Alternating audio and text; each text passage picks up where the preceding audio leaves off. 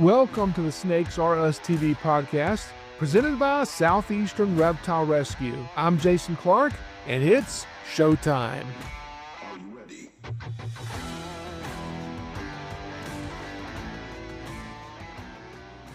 My name is Jason Clark. I'm with Southeastern Reptile Rescue. This is episode number 9 of the Snakes Are Us TV podcast. Tonight we're talking about rescue. And I run Southeastern Reptile Rescue. I've been doing this for many, many years.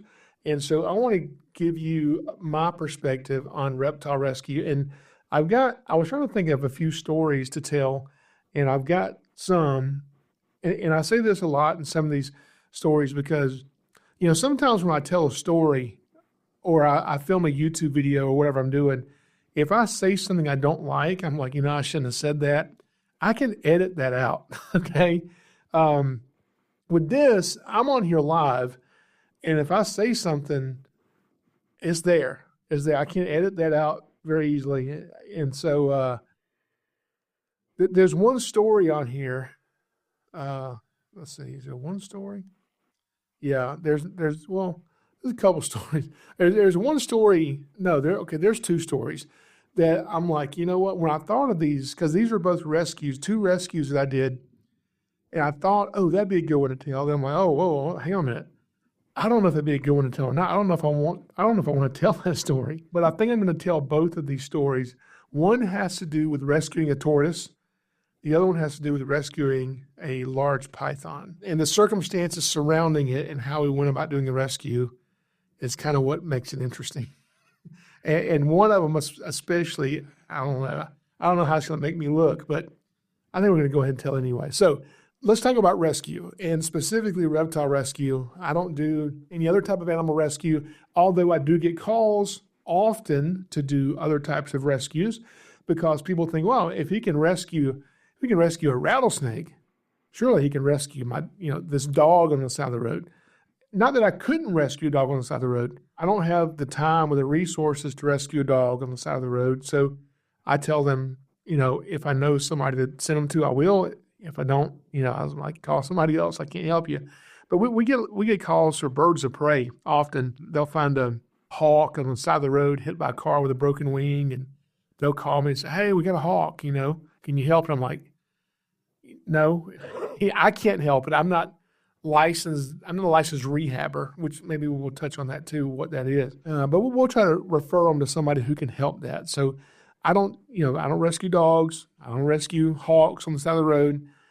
I rescue reptiles. Now, this is my definition of what I consider to be reptile rescue. Your definition may be different from.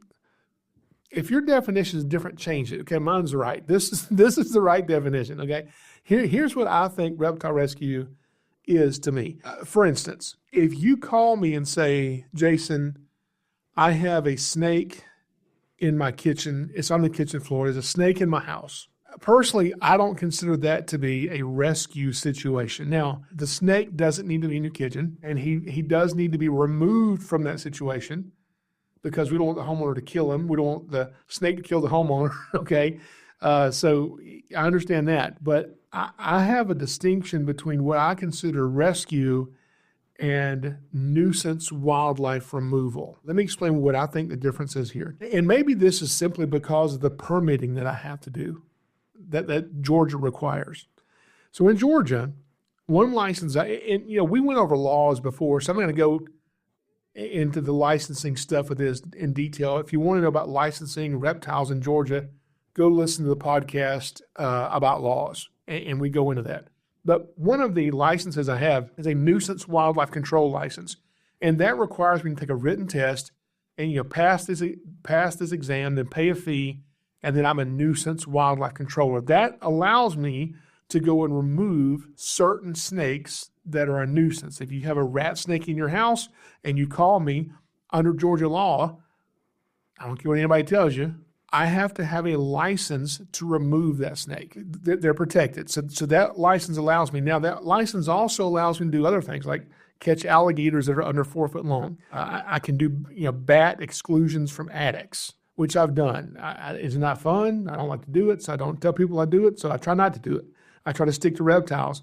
But, I like all animals, not just snakes, but snakes and reptiles. That's what I work with mainly. So I try to stick to that. So if you call me and say, I've got a snake on the kitchen floor and I'm freaking out, please come rescue this snake. Well, to the snake, if I come get it, yeah, I'm rescuing the snake. Yeah, okay, I understand that. But, if you have wildlife coming into your house, that's because your house is not sealed up properly, or maybe you left your door open.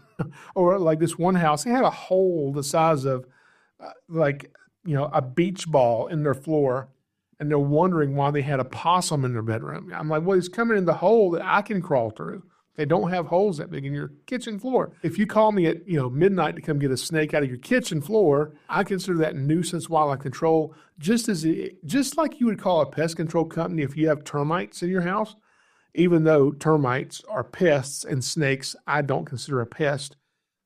You have to pay for that service.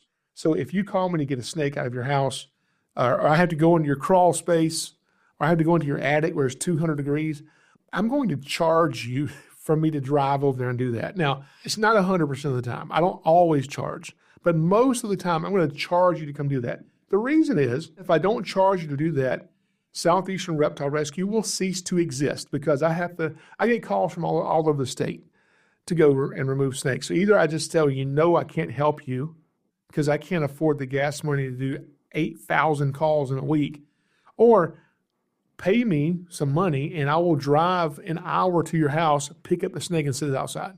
Okay. So that's why I charge for what I consider a nuisance wildlife removal, which I think is different than rescuing a reptile. When it comes to rescue, for instance, if someone has, I consider that more like, pets that people can't take care of, or maybe a pet that's abandoned. I consider that rescue. Basically an animal that I have to take in and find it a new home to go to.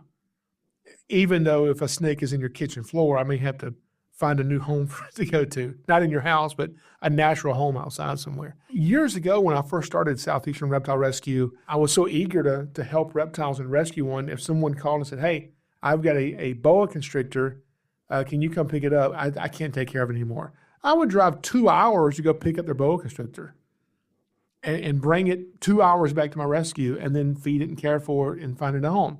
And that's great. Hopefully if you do reptile rescue, hopefully you can do that for people. But it got to the point where we're getting so many calls, I couldn't do that. And so now when people call me like, can you take this? I'm like, yeah, if you can bring it to me. I can't go pick it up. Now, sometimes we do go pick things up. I'm not going to say we don't, because, never say never. We do go pick up certain animals, and there's certain requirements that I have on whether or not I will come out and pick it up. Every circumstance is completely different. And I'm going to get into a couple of those as to tell you some of the rescues that, instead of them bringing the animal to me, I'm going to give you some examples of ones I drove a long way away to go pick up. And some of those you may have seen on my YouTube channel before. Anyway, so that's kind of my distinction between rescue and nuisance wildlife removal. These animals that we rescue, that we take in, we can't keep all these things. When you start a rescue, one of the first things you have to do before you ever take an animal in is you have to decide, well, what type of animal can I accept? Just because you're going to do a reptile rescue and you have space to put a ball python, well, do you have space to put a bearded dragon? Because that requires different care, different lighting, different heating. And so you have to decide which species you're going to rescue. Then you have to decide,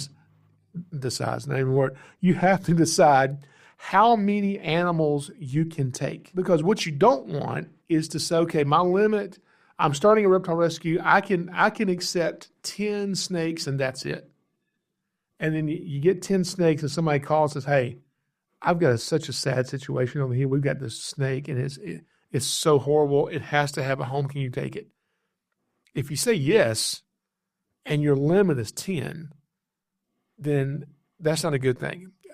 Find another rescue for it to go to, because what you don't want is to get more animals than you can care for. And if your number is set at 10 animals, then you don't need the 11th, no matter the circumstance, because you don't want an animal coming to you that ends up in worse condition with you than it was before it came to you. So having resources with other people who do rescue other than yourself is a really good thing to have. That way you can refer animals out. And there's other rescues here in Georgia where I live, and they've called me before and said, hey, we're full. Can you take this? And if we can, we do. And I've called them, say, hey, I don't even deal with this. Can you take this? And if they can, they do. So working together with other rescues is a really good thing. Like I said, we can't keep all these animals we take in. So we have we adopt these animals out. And we have an adoption form that people fill out to adopt a reptile. On the form, it just asks, questions about what species you're going to take in and all that kind of stuff. So we have an adoption process that we do. And what I try to do over the years, I've kind of learned this, is people send in an adoption form and say, hey, I want to adopt this animal. And I'm not going to tell you my criteria, okay, as to what I look for. But there's certain things that I look for in this application, and I can spot it within 10 seconds of seeing the thing. And I'm like, okay, no, that one was denied. If the application is approved, I usually don't even contact the person back. I just kind of set that application aside.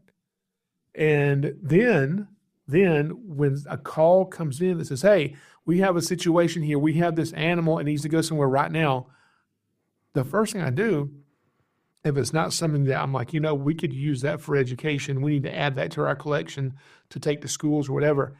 If it's an animal that we know we want to adopt out, the first place I go is to my adoption list of people who have already been pre-approved to take this animal.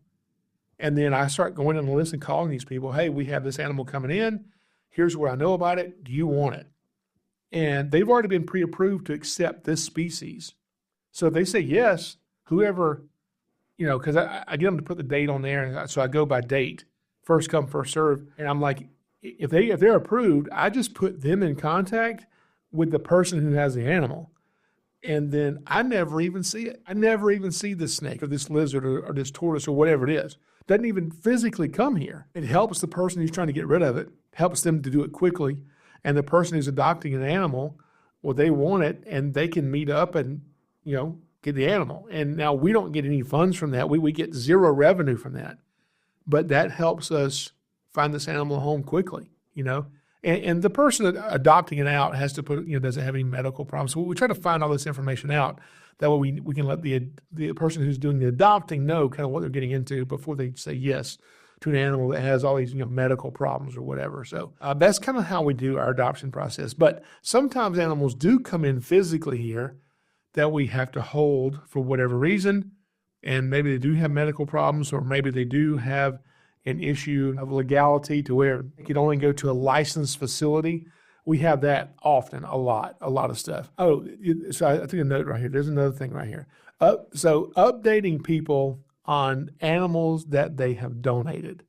Updating people on animals that they've donated. Now, we get so many animals that come in, and there's YouTube comments. There's live chat comments that are coming right now.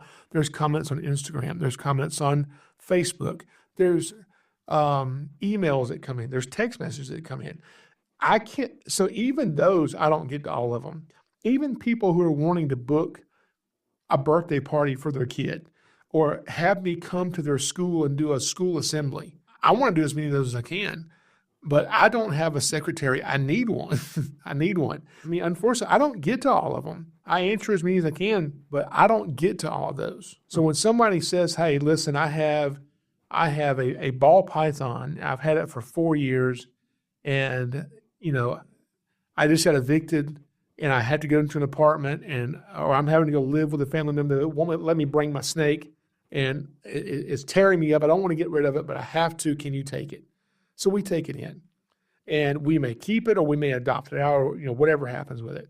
And then the person says, okay, well, can I keep in contact with you, and you kind of let me know, how it's doing a month from now or 6 months from now? And I used to say yes. Now I just say, no, you can't. No. And it sounds so mean for me to say this stuff. It sounds so mean because you feel like, what do you mean? I'm giving you my animal. What do you mean? I can't check on him? It's not that I don't want you to check on him. It's that if I take in 100 animals, that's 100 people who want to check on their animal that I have to have conversations with and send pictures to.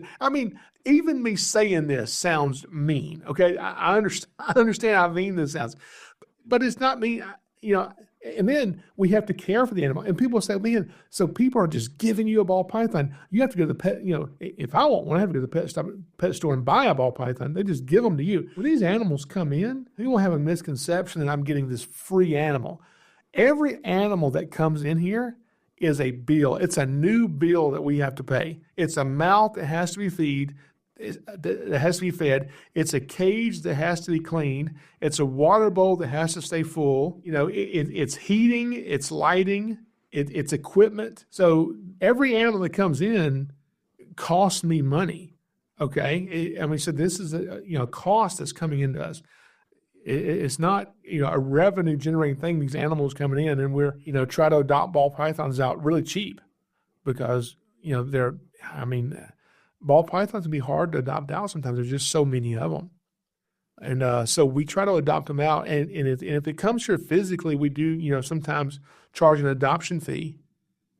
But sometimes we don't. Sometimes we just, you'd be a really good home for this animal. We have it here, and we really need it to go because there's more stuff coming in. You don't owe us a dime. Take this animal and go feed it and care for it and love it and keep it the rest of your life. So sometimes we do that. On our website where the adoption forms are, people often ask, where's the list of what you have available? We don't have a list of what we have available. Even if we have things here available, we don't have that because we don't want somebody coming here and say, oh, man, what kind of snake is that? That looks cool. I want that one. That's why we end up with all the animals that we get to begin with, because people see something cool and it's an impulse buy. I want the person who adopts an animal to know what they want before they come to us and then specifically tell me how they're going to care for that species. And if they can't do that, then, we're not going to adopt to them. Now, years and years ago, when I first started doing Southeastern reptile rescue, we would take in iguanas, red-eared sliders, bearded dragons, geckos, ball pythons, red-tailed boas, Burmese pythons, all these things. Your normal, what I call your pet shop reptiles. Go into a pet shop, the reptiles you normally see, because those are the most common ones that come in. We did that for many, many years. It was always easier to adopt out a leopard gecko to somebody if the person who donated the leopard gecko sent the cage and equipment with it. And we said, hey, we have a leopard gecko, all the equipment's with it, adopt this thing. And so that made it easier. But then as time went on, we kind of had to niche down and become more specialized because of the calls we were getting. We started getting more calls of, hey, we just took in 15 ball pythons in one day. And then one day, I remember this one day, we took in 80 leopard geckos in one day. That was a few years ago. And then this year, which we have a YouTube video coming up about this, it was over 100 lizards that came in one day. We had to call another rescue to help with those.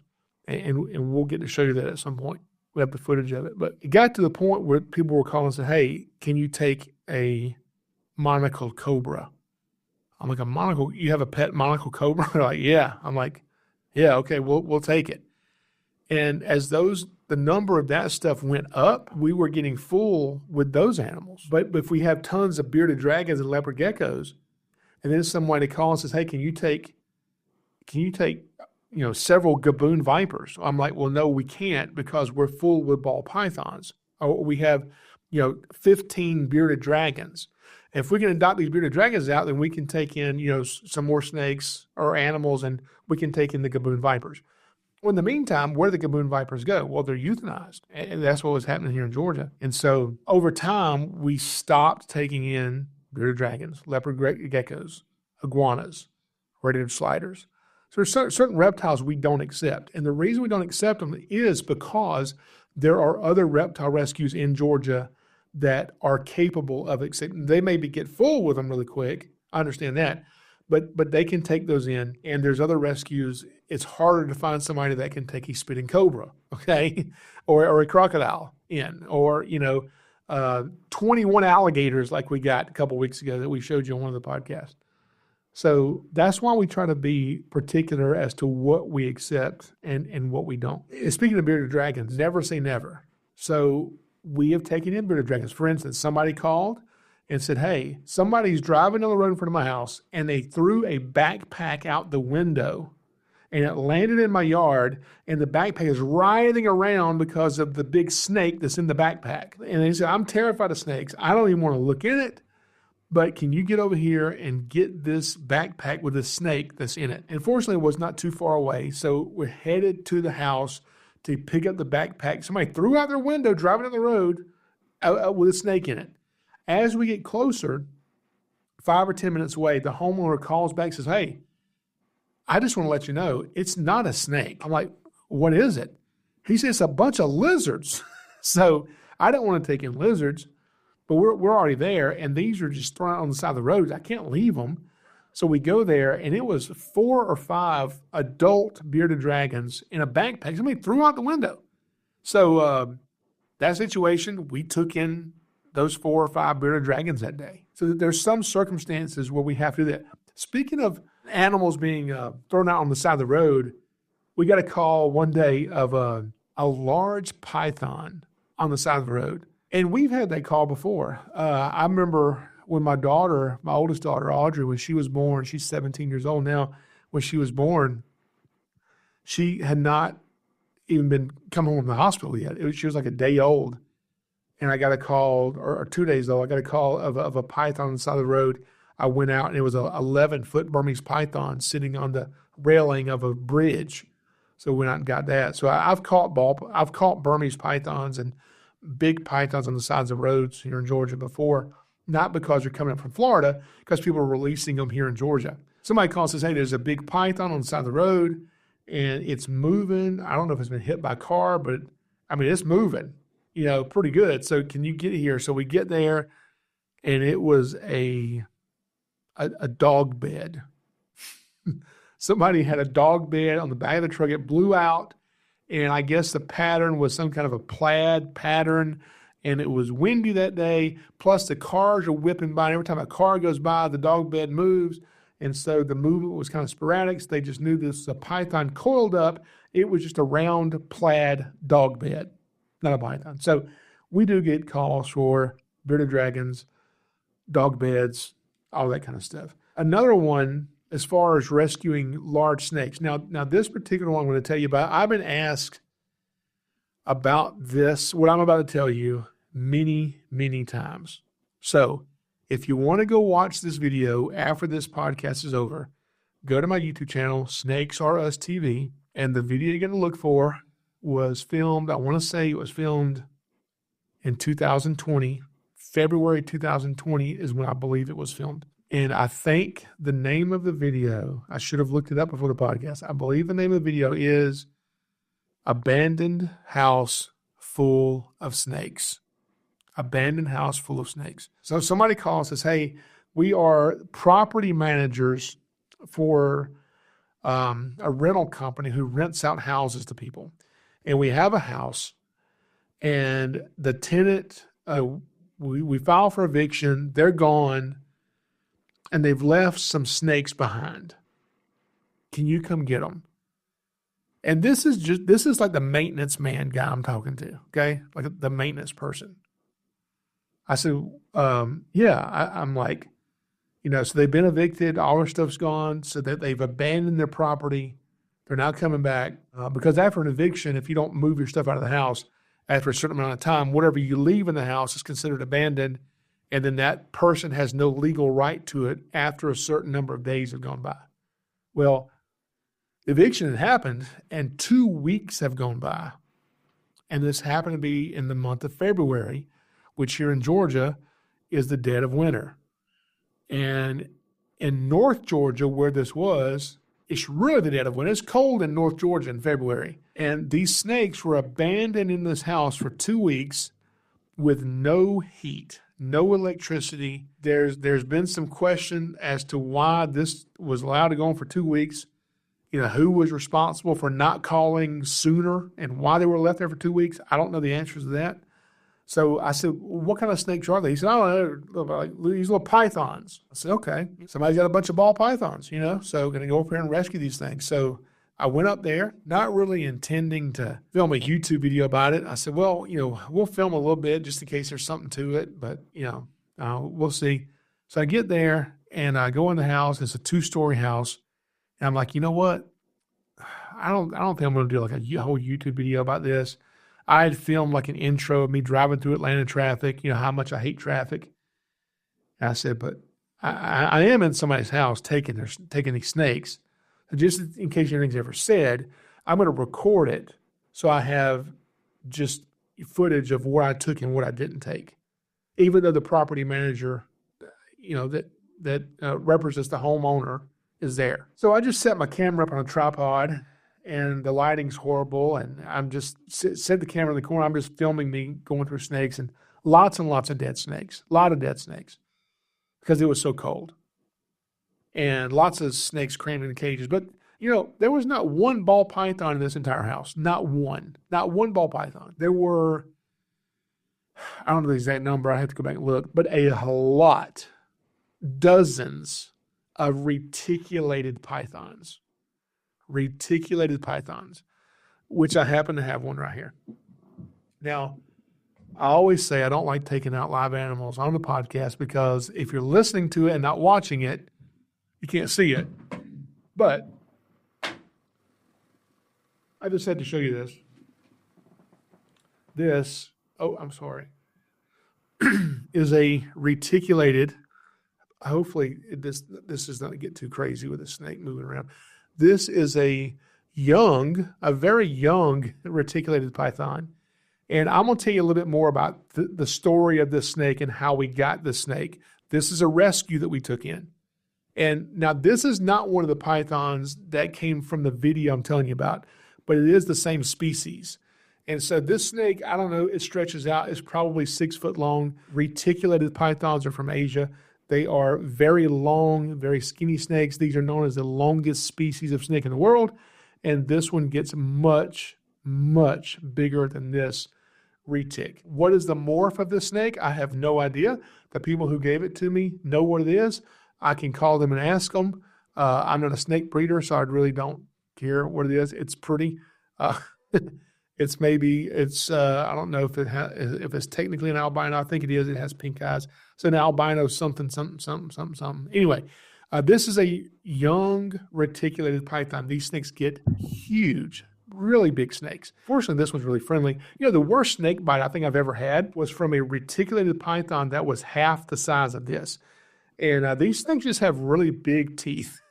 And that retic that bit me years ago was just a vicious little snake that was scared of everything. That was a rescue that came in. But fortunately, this one is really calm and really beautiful. Back to the story. We go to the house in North Georgia to rescue what I'm thinking are ball pythons. I get there, and they are reticulated pythons. Almost all the snakes there are these high-end morphs. And by morphs, what we're talking about are snakes that are bred in captivity for color and pattern. So not what we call a wild type, not the pattern you would see on the snake if it was found in the wild, but snakes that are bred over and over again for color and pattern to make them really beautiful specimens to keep in captivity. And that's what this house had. I set my camera up and I'm filming all this stuff and I'm removing, reticulated python after python after python.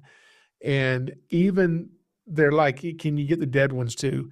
And one of the dead snakes was not quite as big around as a basketball, but close. And he was 15, 16, 17 feet long. It was a huge reticulated python that was dead. So we had to remove, the dead snakes as well as the live snakes. Got a lot of snakes out that day. And what I did not know at the time of filming this, and if you go back, and I don't have all the info on this, and I don't want to give out too much details about this, and so I'll give some generic information, but there were several kids who lived in the home, and I'm told that the kids belonged to the mom that lived there, and the man that lived there was the stepdad, and I want to say there were 8 kids. I believe there were actually 9 kids. I think there were nine kids there, I believe. And it was a severe abuse situation for the kids, like severe abuse. Like I said, I don't know how accurate all this information is. I was told there's a part in the video when you see me go into an upstairs room, there's a cord hanging from the ceiling where people would be tied up there from the wrist and beaten. It was absolutely just horrible. while I'm there filming this, I don't know any of this. I don't know any of the story of this. Once I get all the snakes collected and I dispose of all the dead snakes like they asked me to, I drive back home, and it was a 2.5-hour drive at least back home. And I get back and thinking, oh man, I have dozens of these big pythons. Some of them were big. Some of them were 10, 12 foot plus. Most of them were 3 or 4 foot or less. A lot of snakes. And so I have to decide, what do I do with all these things? Well, then information starts coming out and starts getting all over social media as to what exactly was going on here. And what I found out was there was a very popular Facebook group about this species of snake, and the couple that lived in this house of horrors, were the originators or the moderators of this social media page. And very well known in the reptile community for keeping the species, breeding the species, selling the species of snake. People were all up in arms because they were saying that, how horrible this was of these people to do this, which, rightly so. Okay, this is going bad. He's getting tangled in my cord here. Look, just sit here.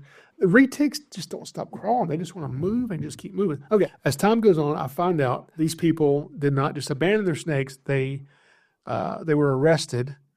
And like I said in the beginning, why the snakes were allowed to sit there for so long and no one contacted someone to come get these snakes sooner, why they were allowed to be there for 2 weeks. I'm going to have to put this snake up in there. Why they were allowed to sit there for 2 weeks in the cold with no heat, I do not know. Now, what I heard was, and these numbers are not exact, but I heard that the mom was sentenced to 400 years in prison and then some, and the stepdad received 800 plus years in prison and then some, which is good. I hope they never get out. And I've actually heard over time, as time went on, I ended up hearing from a couple of the kids that lived there and got to converse with them a little bit about some things. One part of this story pertaining to rescue was, I now have all these snakes that I don't want. But not that I don't want them, they're great snakes. But we need to adopt them. We got to find these guys homes. But then there was all this chatter online of, I have gone and stolen these snakes from this house, and these snakes belong to people. That the couple who lived there had sold these snakes and taken in money and kept these snakes.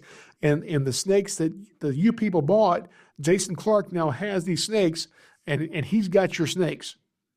And there was a couple people online saying all this. I guess they don't think I can go online and read their comments because they were writing them as if I would never see any of this stuff.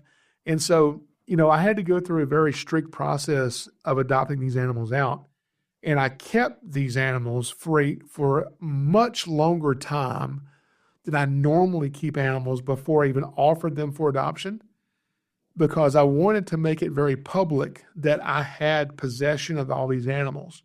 That way, anyone who believed that they owned one and had a right to it could contact me. And you know how many people contacted me and said that, yeah, I paid for one of those snakes and it belongs to me? Not one. Not one single person ever did. Except for one. Hang on a minute. Except for one. But that ties into a different YouTube video.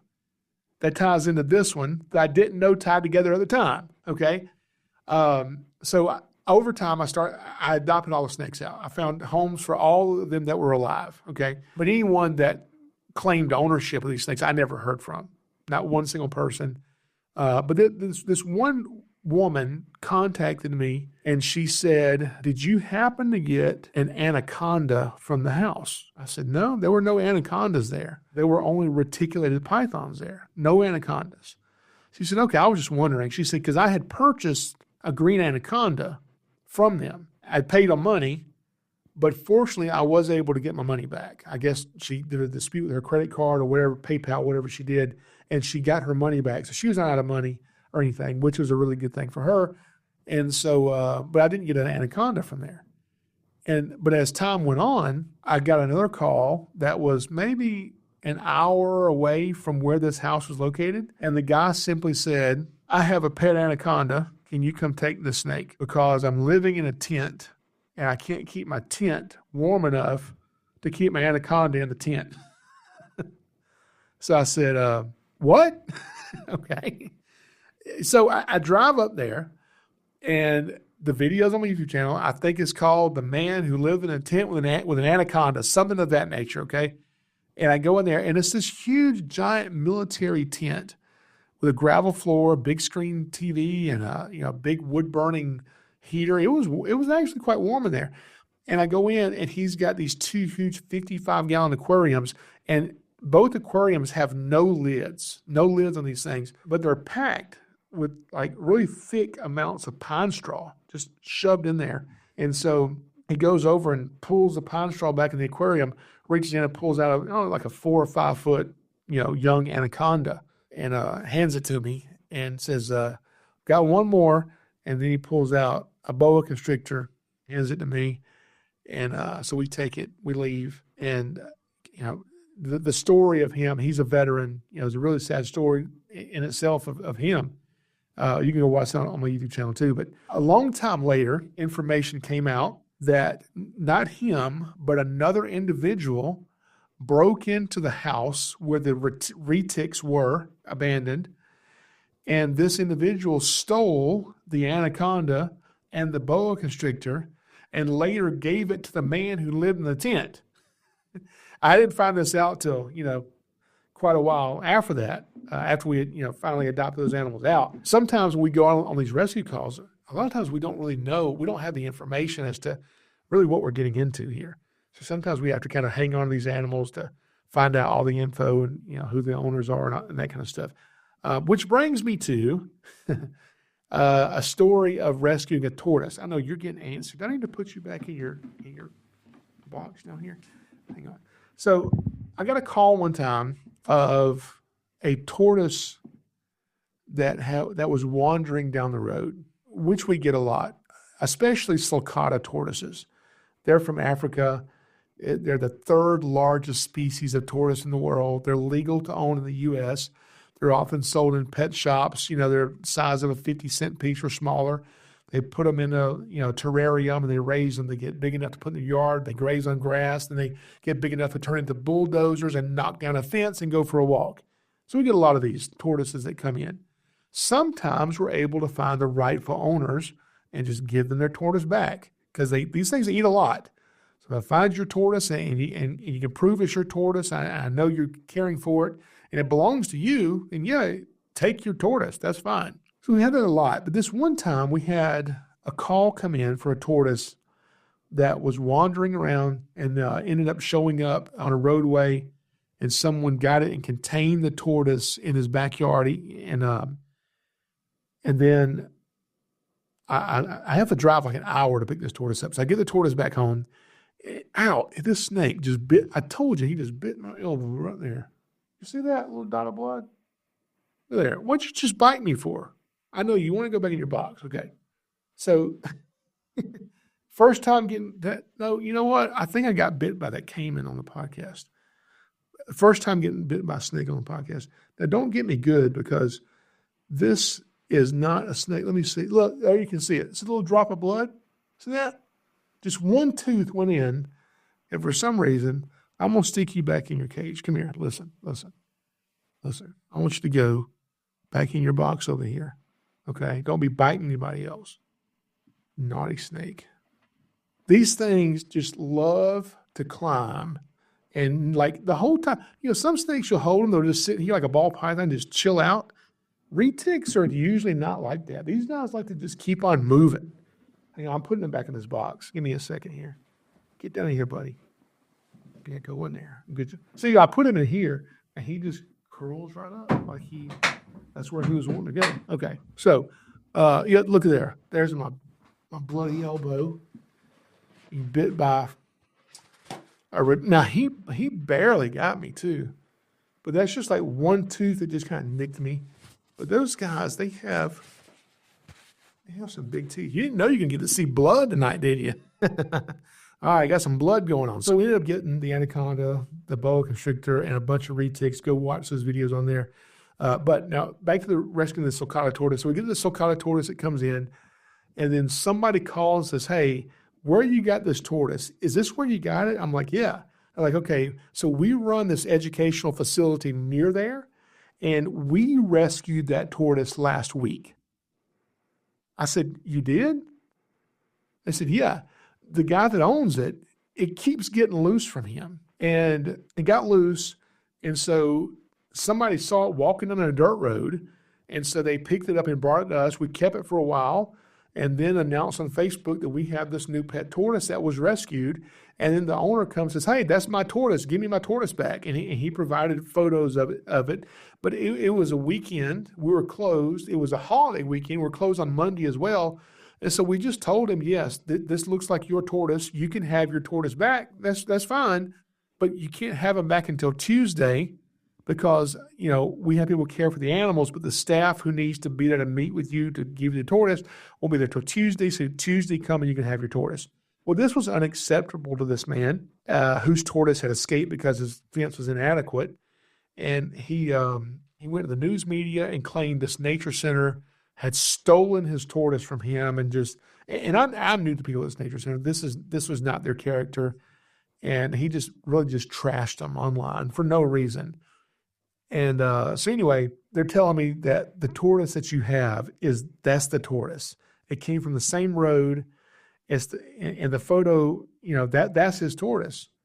And the guy, he keeps getting loose and he ran us to the mud. Hopefully you'll give it back to him quickly. He won't drag you through the mud too because you've held it too long or something. I said, okay, I'll handle him. So he calls, so the tortoise owner calls me. Now here in Georgia, the way the law is written, if you have an exotic animal like a tortoise, a ball python, a Burmese python, if you intentionally release that into the wild, you can be charged with a crime. If the animal escapes unintentionally, you can still be charged with a crime. It is your responsibility to contain the animal and not release it or keep it where it can't get away on its own. So he can be charged with this as a crime. Okay, so I know that. Now, I'm not trying to get him in trouble. I want to get him his tortoise back. But he also needs to understand that what if somebody else had found this tortoise? What if somebody had swerved to hit it and kill this thing? What if the wrong person found it and decided, hey, this is the biggest piece of turtle soup I've ever seen. We're going to have a feast on that. People do that, He should be lucky the Nature Center found it. He should be lucky that I found it because we'll get it back to him. So he calls me, and as soon as he gets on the phone, he's got an attitude with me. I ain't done nothing. I rescued his tortoise. I drove an hour to go pick it up. And so he immediately gets an attitude with me that he wants to come get it tonight. And I said, yeah, you can come get it tonight. And here's what the adoption fee for it's going to be. He said, the adoption fee? I said, yeah, the adoption fee. I will adopt this out to you, but I need you to let me know about your fencing situation. Is it secure? Okay. And, this is his property. I'm going to give the thing to him. I just want to make him jump through some hoops because of him dragging this nature center through the mud who was trying to help him, who got his animal and saved it from being killed. So anyway, he did come up. He begrudgingly paid an adoption fee that same day, the same day I rescued this tortoise, and we gave it back to him. But I did that because now I could have turned him into the state and said, hey, charge this guy, and they would have done it. I didn't want to do that to him. I wanted him to get his tortoise back, but I wanted him to get it back and keep it where it couldn't escape and keep it properly. Because if it escapes, gets into the road, it's going to get hit by a car. So I didn't feel bad at all making him pay an adoption fee. That hopefully will remind him, I can't let this thing get loose again because that guy might end up with it and charge me again. Okay. Was that bad of me? I don't know. Maybe it was, maybe not. This next one was bad. This was underhanded. I should not have done this. It was wrong. I'm not perfect. I make mistakes. I do stupid things. And at the time, I was trying to rescue this Burmese python because I was looking at the bigger picture. I was looking at, it doesn't matter how I rescue it because it needs to be rescued. So even if I do it underhandedly. It's fine because I'm helping the snake, which I don't agree with, okay? This was many, many, many years ago, at least a year ago. No. This was 15 plus years ago, maybe longer than that. So here's what happened. Somebody calls, says, hey, I just left a parking lot where a guy standing out here trying to sell an 8 or 9, 10-foot albino Burmese python. He wants $300 for the snake. And he's trying to sell it, and it's cold out here. I mean, it's wintertime. He's standing out here with it around his neck, trying to sell it. And I pulled up and told him, look, it's fine. Sell the snake. That's okay. But you need to put it up. It's too cold out here for it. This is what the guy on the phone is telling me. He said to the guy, I haven't seen the snake. And so he gets in an argument with this guy in the parking lot. So the guy gets mad and takes the snake and puts it in a duffel bag and throws it in his car. And he tells the guy, I'm talking to the phone, he says, listen, I don't even like snakes. This ain't even my snake. Some guy owed me $300. He don't have the money to pay me, so he dropped off this snake, told me it was worth $300. So I need to sell this thing for $300 to get my money back. I don't even have a cage to keep it in. All I've got to keep this snake in, this 8 or 9, 10-foot long python, all I've got to keep it in is the duffel bag. So it's going to have to stay in this bag till I sell it. I mean, this is unacceptable, okay? So the guy calls me and tells me all this information. So he gives me the guy's phone number because the guy gave him his phone number, hoping to sell this thing for $300. So I just call him and say, hey, look, my name is Jason Clark. I'm with Southeastern Reptile Rescue. What I was going to say was, let me help put your information out there and help you sell this snake. Okay, I'll help you. I'll help find someone who will give you $300 for it, if that's what you need. I don't want the snake. You keep it for tonight and keep it in the duffel bag if you have to. Keep it warm inside your house, and hopefully tomorrow we'll find somebody who'll come give you money for it. Okay, I don't even get to say that. As soon as I say my name is Jason Clark and he hears the word rescue, he launches into a string of profanities and yelling at me, telling me how I'm not getting the snake, you're not getting the snake. I need my $300, blah, blah, blah. The snake can sit in this double bag and rot to death for all I care, but he ain't going to nobody unless somebody gives me $300 for the snake. And he hangs the phone up on me. I'm like, oh, okay, well, what do I do? And this is where I did things I should not have done. For the good of the snake, okay? So this is wrong. Don't ever do this. I shouldn't have done this. This is what I did. I went onto a website where people buy and sell things. It's like a classifieds website, pretty popular one. And you had to register your phone number to get an account. So I found a payphone. I did that. Wasn't going to use my phone number. And I just made a post because, in my heart, I just want to help him get his $300 for the snake. Okay. So I just make a post, albino Burmese python for sale, somewhere between 8 to 10 foot long. Don't know its sex. I don't know anything about snakes. I don't even have a cage to keep it in. All I have to keep it in is a duffel bag, which is in my living room right now. But my friend owes me $300, doesn't have $300, so he gave me the snake to sell. So if you give me $300, you can have the snake. Otherwise, it's going to sit here in this duffel bag and rot.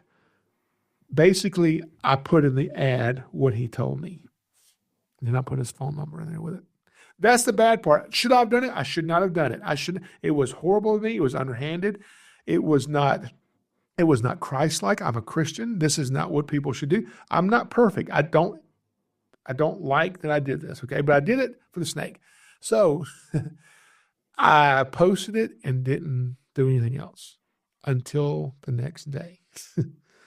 The second part of my plan was I drove to his house. The guy that called me, I don't know, he followed the guy home. That's how he knew where he lived. He followed him home because he was so mad at the guy after he gave him his phone number. So he had his phone number, then he followed him home, knew where he lived.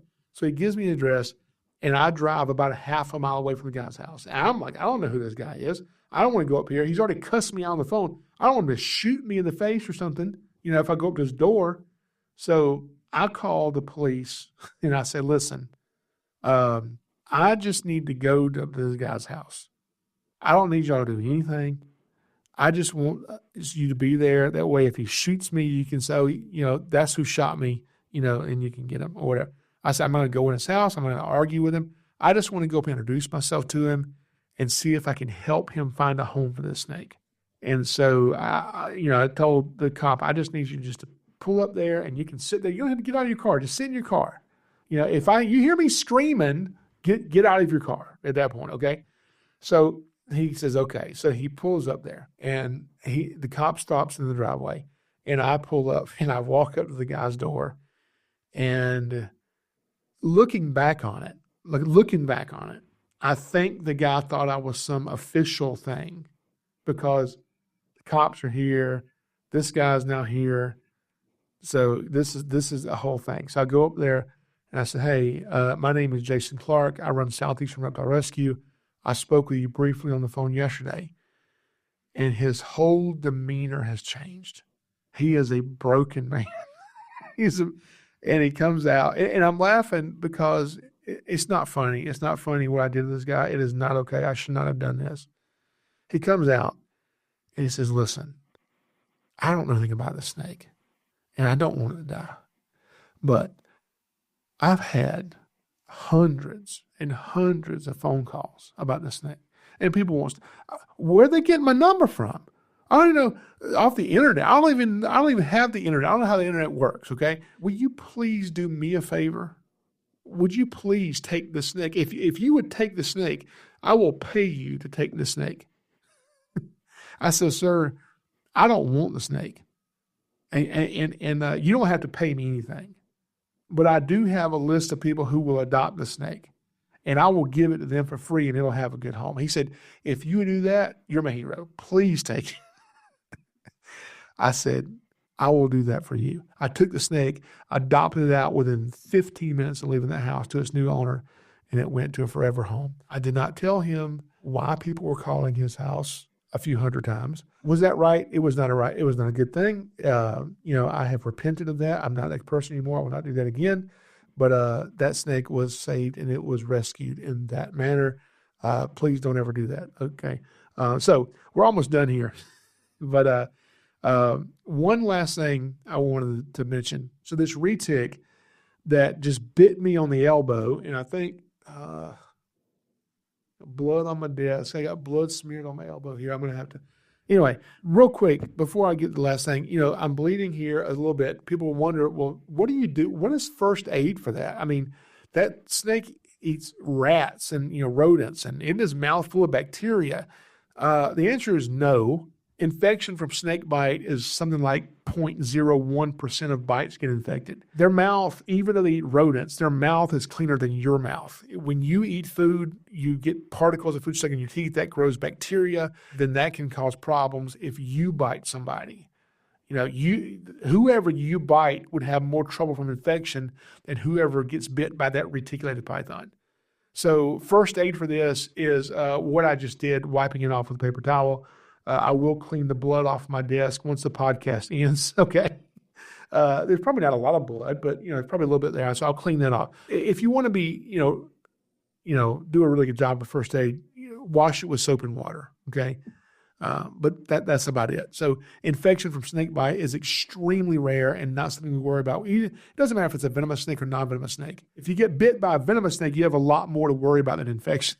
Usually, infection from snake bite is something really rare we just don't see. Okay, last thing I want to tell you guys is we're talking about rescue and not taking in animals that's above your capacity to where they're receiving worse care than before they came to you. When we talk about animals that you take in, sometimes we take these animals in simply because maybe the enclosure has gotten too small for them. The person doesn't want to keep upgrading their enclosure over and over and over. There's a lot of reasons for it.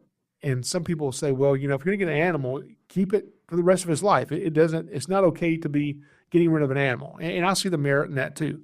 But I also deal with a lot of people, and I hear their stories, and some of these stories are so sad. And these people, most of the time, they don't want to get rid of the animal. Sometimes they do. Sometimes these people, have an animal that they just don't need. They need to get rid of it. But sometimes they have really bad situations that they need to get rid of this thing.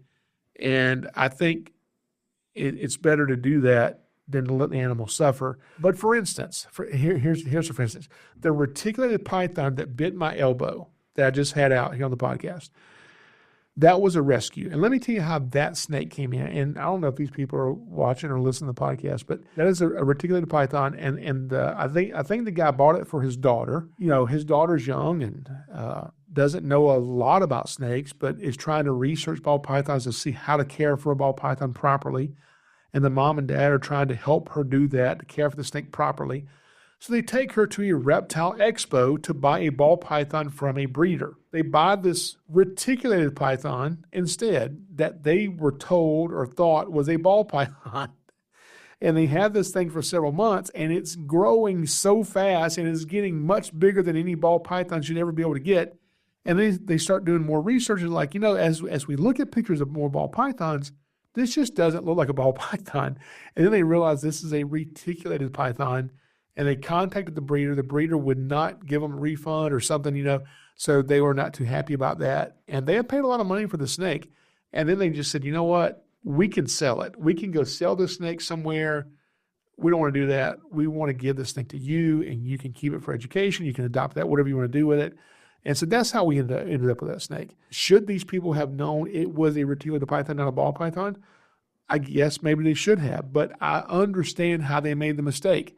They were trying to do research on proper care. They go to a reptile expo where there are experts that breed these snakes. They ask for a ball python or sold a reticulated python. What was the miscommunication there? Was it done on purpose? I don't know. Maybe, maybe not. I don't know. But that's how we got that snake. But speaking of taking care of things, I would rather them bring the snake to us than continue to keep it and let it deteriorate. So if you can't take it, if we can't take it, find a rescue, find some place near you that can take it, because we can't take them all in.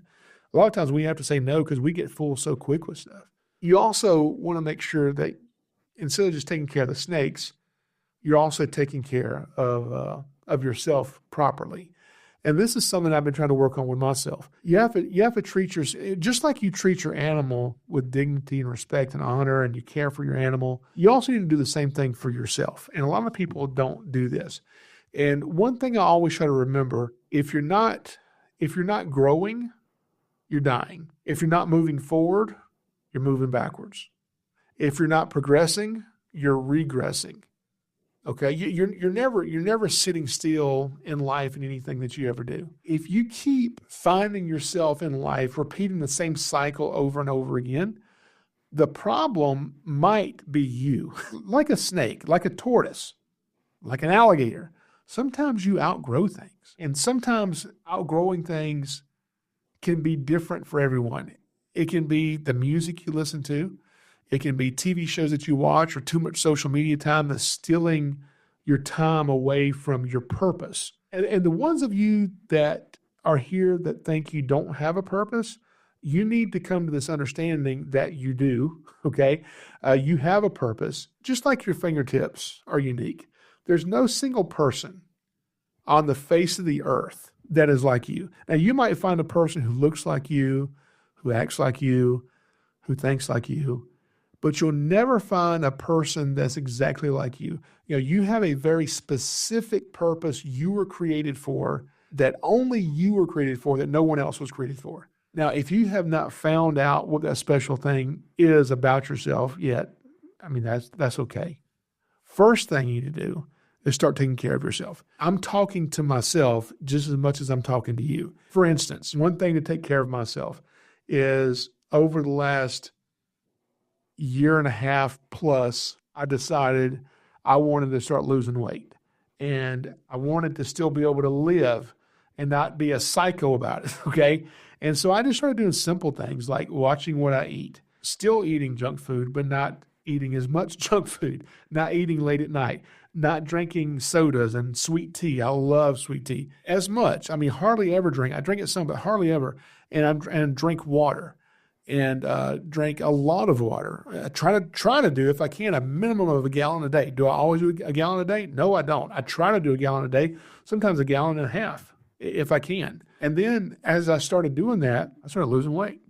And then I started getting to the point to where I felt like, before I didn't feel like exercising. So I didn't make myself do it. But then I started losing weight because I was actually paying attention to what I was putting in my body somewhat. Okay. I still am not anywhere close to where I need to be on this because I eat horribly, but I've gotten a lot better. And then I started exercising. I was like, exercising, what would be fun? What if I used to love riding a bike when I was a kid? So I said, I'm going to go buy myself a bicycle. I'm going to ride a bicycle. That's what I'm going to do. But I was like, no, if I do that, I'm going to buy the bicycle, ride it one time, I'm never going to ride it again. I said, unless I go buy like a really nice bicycle, I have to pay hundreds of dollars for it. It's expensive. Then I will feel guilty for buying this expensive bicycle, and I will have to ride it because I spent all this money on this bicycle. So that's what I did. And I brought the bike home, and if I leave it out of my driveway and take this big loop on these few roads around my house, it's about a 4.5 or 5 mile loop. And I said, I'm going to go ride this 5 miles around and come back and just test this bike out. So I make it to 2 miles, and I have to get off the bike, and I get my cell phone to call my daughter to say, I don't care, drive my truck, drive your four-wheeler, do something and come pick me in this bike up. I can't make it home. This thing is killing me, and I'm going to return this to the store. And I decided, you know what? If I do that, she'll never let me forget this conversation. So I'm going to make it back to the house on this bicycle if it kills me. And it almost did. I was pouring sweat, and I was like, why did I buy this stupid bicycle? This is horrible. It's not an e-bike where you can just, use a battery and take off and go. Because around my house, I didn't notice these hills. You don't know the hills are there until you're on a bicycle. You might think you live where it's flat. You don't know what. There's nothing flat. I've never seen a flat surface since I've had a bicycle, ever. Everything has some type of a hill or grade to it, okay? I learned that the hard way riding around my house. And so I was like, you know what? Okay, I made it back home. Then I was proud of myself for making it 4.5, this 5 mile ride, even though I had to get off and had this whole meltdown about why did I do this stupid thing about his bicycle? Okay. And so then my friend on Facebook puts a stupid post on here and says, hey, Jason, see you riding your bike. Why don't you join me in doing this challenge of riding 100 miles for the American Heart Association? I'm like, 100 miles? How many years do we have to do it? He said, no, you got 30 days to do it. Come on, do it with me. And stupidly, I said, okay. And I sent this email into him. I said, okay, I'll do it. Well, these people were relentless. They email after email. We're looking forward to you starting. It's 5 days away. You're going to start this thing. And they would not stop. And so they're like, just put this on your Facebook group and then you can get donations to the American Heart Association and all this stuff. And I'm like, I don't want to do it. If I don't get any donations, I won't have to do it. So I just put up there, I made this stupid mistake. I signed up with this, these shysters over here trying to steal money from people, American Heart Association or something like that, and don't donate to this, because they want me to ride 100 miles in 30 days. And this is a scam. Don't give them your money. I'm putting this post up here so they will stop contacting me, blah, blah, blah.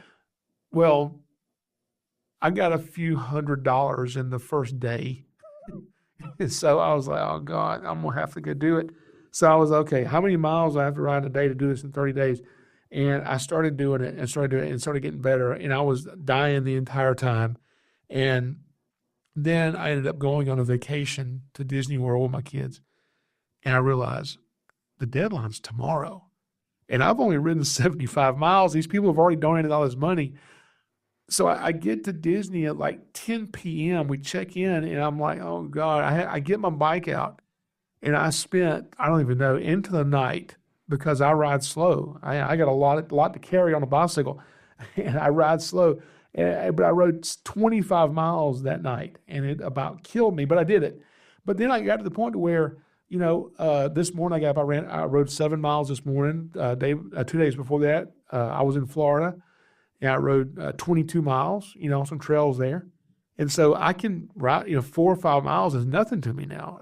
The first day it about killed me. And why did I buy this stupid bicycle? But after making myself doing it and being guilted into this raising money for the American Heart Association, I'm glad I did it. And it helped me. And I realized, you know what? I can actually do this and not die. And if I do this, maybe I won't die. Okay? So that's one way I've started taking care of myself. The other thing I do to take care of myself is I've got 7 rules that I try to live by. 7 things that I try to do every day. Do I do these 7 things every day? I do not. But I try every day to do them. And I try to get on a streak and not miss it. And sometimes I mess up. But I want to let you know, I started doing this a while back. And this has really helped me. Now, one thing, if you go and watch one of my videos called Snakes and Grocery Shopping, I talk on there about how I am not a morning person. I don't drink coffee. I'm not against caffeine. I just don't seek it out. I love the smell of coffee. I hate the taste of coffee, so I don't drink it. I like to sleep late.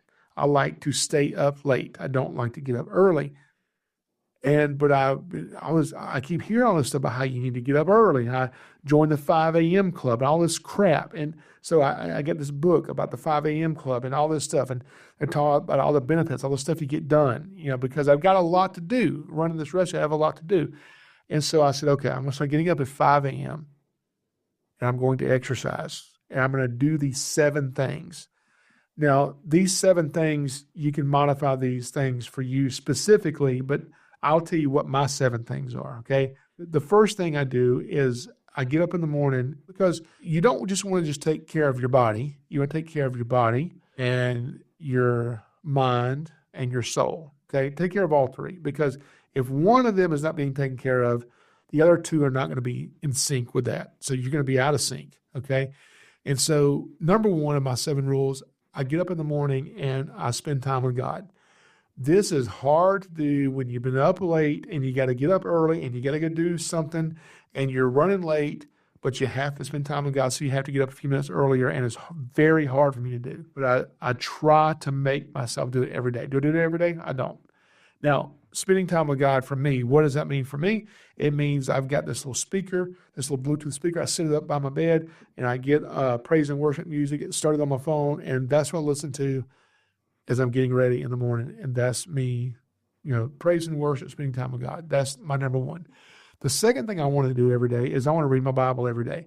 And I've said this a million times, and a million times I forget. And I'm like, it's time to go to bed, and I'm tired. I'm like, I forgot to read my Bible today. And then a month goes by of me saying, I forgot to read my Bible today. I don't ever do it. So then I was like, what is one thing that I never forget to do every day? Oh, that's easy. I don't ever forget to eat. I ain't never in my life forgot to eat, okay? How do I remember that? Well, I remember that very well. I can remember it many, many times in the same day. So I said, okay, here's what I'm going to do. I don't have to read my Bible every day. Take that pressure off myself. But I'm not going to eat until I do. And that's hard, but it works. And when you make that commitment to yourself to where you don't have to read it every day, I'm not going to eat till I do. And I remember the first time it bit me back. It was when I was going somewhere. I was in a hurry, and I went through Hardee's. I got me a sausage and biscuit with some bacon, like extra crispy, like burnt bacon, because if it's not like really crispy, it's not work. You shouldn't even eat it. And I get it, and I pull over in the parking lot about to eat this thing. And I realized, I haven't read my Bible.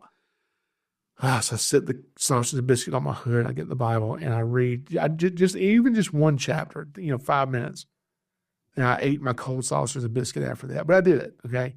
So that's number 2. The third thing I do is I just spend some amount of time. It doesn't have to be 15 minutes, an hour. It can be 3 or 4 minutes. Just an amount of time just by myself, quiet, with no YouTube playing, no videos playing, no music playing, nobody talking to me, no phone calls, me not looking at social media, just sitting somewhere looking at a tree, sitting somewhere, putting my hand in the dirt and feeling it in my hand, sitting somewhere, closing my eyes and just feeling the breeze and just relaxing and clearing my mind, even if it's for 5 minutes, even if it's a busy day, just for 5 minutes. I do that at least one time a day. Then that's the third thing. So the fourth thing out of the 7 things I do every day, and this is it after this, we'll end it. The fourth thing I do every day is spend time with someone who strengthens your soul. Well, you're thinking, well, who do I have in my life that strengthens my soul? Okay. Well, I can talk to my mom. My mom's good at doing that. But one thing I do is I've got several different pastors that I listen to that I really enjoy. And I'll go pull them up on YouTube and just watch one of their sermons while I'm driving somewhere. And it's easy to listen to a 30-minute sermon on an hour's drive. Do that every single day, sometimes multiple times a day, because I enjoy it. Number 5 is I take time for random pauses throughout the day to acknowledge God. So I do that every single day throughout the day. Number 6 is I say no to things that I'm not supposed to do, and I say yes to things that I'm supposed to do. And those are different for everybody. What are the things I'm not supposed to do? I'm not supposed to eat a bunch of junk food right before I go to bed. If I could do whatever I want to, I would just eat junk food right before I went to bed and then go to bed eating junk food. And that would be wonderful. I'm not supposed to, so I have to say no to it. Don't do it. I would go drink a bottle of water instead, okay, and go to bed. Say yes to things you're supposed to do. What is that? Exercise every day. Now, some days I don't some days I don't do this at all. And I'm like, oh man, I didn't do it. And so I'd really try to stay on. I try to do this every day, but I try to exercise every day. Now, some days those exercises are much more intense than others. I've been putting together my own weight room here. So I've got, weights, a small gym, not a bunch of stuff in there, but some stuff I have to do a workout or ride my bike or go for a walk, go for a jog, just something to do something. If it's just for 15 minutes, do something. The last thing I try to do, at least one time, I do this more than one time a day, but the minimum is one time a day, is I spend some time every day praying. Pray every day. Those are the 7 things I do. And here's what I'll tell you. When I do those 7 things every day, and I do those things consistently day after day, I cannot explain to you the difference that I see. Because if I get crazy busy and then I realize, I haven't done those 7 things, it's been 3 days, I can tell that I'm out of sync and my life seems to be in chaos. But when I'm like, okay, I have to get back on track and do these 7 things every day, and it completely changes my life. Completely. All right, so last thing, we're going to wrap this up. When we talk about doing this kind of stuff, I know there's a lot of hurt and a lot of pain, and running into people who are doing rescue. I had a lady drop a snake off to me, called me at midnight one night and said, listen, I know it's midnight, but I have a horrible situation here. And she's crying on the phone. I need to get the snake to you tonight. I have nowhere to go. The snake is coming to you tonight. And so she shows up, and I met her. It ended up being like 1 a.m. by the time she meets me, 1 a.m. on the side of the road. And she hands me a ball python. She's crying. And I'm trying to figure out, is she okay? She doesn't even have time to talk because she disappears. She's gone. What was she going through? I have no idea. I don't know what.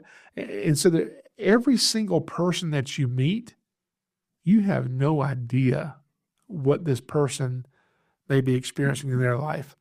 And most of these people, unlike the lady I met crying with the ball python, most of these people look completely fine. There's nothing wrong. But beneath the surface, it's crazy stuff. So to those people, pain that you're feeling, this stuff may not be your fault, but it is your responsibility to heal from it. When you're out of the situation, whatever your situation is, get to the point where you can heal from this stuff. And because that's your responsibility, not to carry this stuff around with you. And healing from it and forgiving people is not for them. Forgiving people is for you. That heals you. Because hurt people, what is it? They say hurt people. Healed people heal people. But if you want to be a person who people just love you, you just want people just to love you, here's how you do that. People love people who love people. Is that a tongue twister? People love people who love people. So if you want people to love you, be a person who loves people, and then you will be a person who is loved by people. If you say it enough time, it kind of starts to not even make sense to you because it gets so confusing. Anyway, this has been episode number 9. We get off on a tangent here at the end. Episode number 9 of SnakesAreUsTV podcast. Thanks to everybody who joined us in the live chat. And we will be back next week with episode number 10, which is going to be about, I have no idea. I'm going to say this. I have no idea what it's going to be about, but hopefully it's going to be good. I'm going to go clean up the blood off my desk. I hope you guys have an absolutely wonderful day. And remember one thing, Jesus loves you, and so do I. If this episode entertained you, educated you, or simply distracted you from your responsibilities, consider giving it a 5-star review or even just a thumbs up. It helps this podcast slither into the ears of unsuspecting listeners everywhere and tells the algorithm that I'm doing something right. Thank you for joining me, and I'll catch you next week on the Snakes Are Us TV podcast.